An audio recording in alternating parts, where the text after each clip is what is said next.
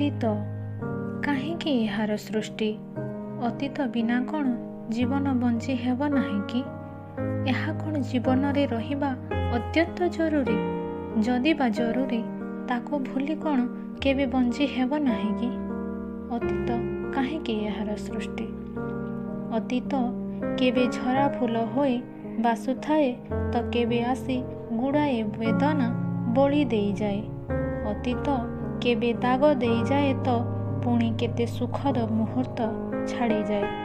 ଅତୀତକୁ ମନେ ପକାଇ କେବେ ଖୁସିର ଝଲକ ଓଠରେ ଆସେ ତ ପୁଣି କେବେ ଦୁଃଖର ତପ୍ତ ପାଣି ଆଖିରେ ଭରିଯାଏ।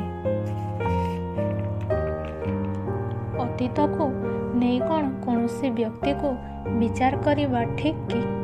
ଯଦି ଠିକ୍, ତାହେଲେ ଦୁନିଆରେ ଯେତେ ମଣିଷ ଅଛନ୍ତି ଅତୀତର କୁକର୍ମ ପାଇଁ ସେମାନେ ଖରାପ ମଣିଷ ହୋଇଯିବେ କି? ଯଦି ନା, କାହିଁକି ଅତୀତର ଘଟଣାକୁ ଆଣି ବାରମ୍ବାର ଏ ସମାଜ ଆଙ୍ଗୁଳି ଉଠାଏ? କାହିଁକି ଗୋଟିଏ ବ୍ୟକ୍ତିକୁ ଅତୀତକୁ ଭୁଲିବାକୁ ଦେବା ବଦଳରେ ଆହୁରି କଷ୍ଟ ଦେଇଥାଏ, ମନେ ପକାଇ ଦେଇଥାଏ? କାହିଁକି ଏ ଅତୀତ ମଣିଷକୁ ମର୍ମାହତ କରିଦିଏ? କାହିଁକି ବ୍ୟକ୍ତିର ଶହେ ଭଲ ଅତୀତର ଭୁଲରେ ଲିପ୍ତ ହୋଇଯାଏ? ଅତୀତକୁ ନେଇ କ'ଣ ମଣିଷ ସତରେ ବଞ୍ଚିପାରେ? ଅତୀତକୁ ନେଇ କ'ଣ ମଣିଷ ସତରେ ବଞ୍ଚିପାରେ?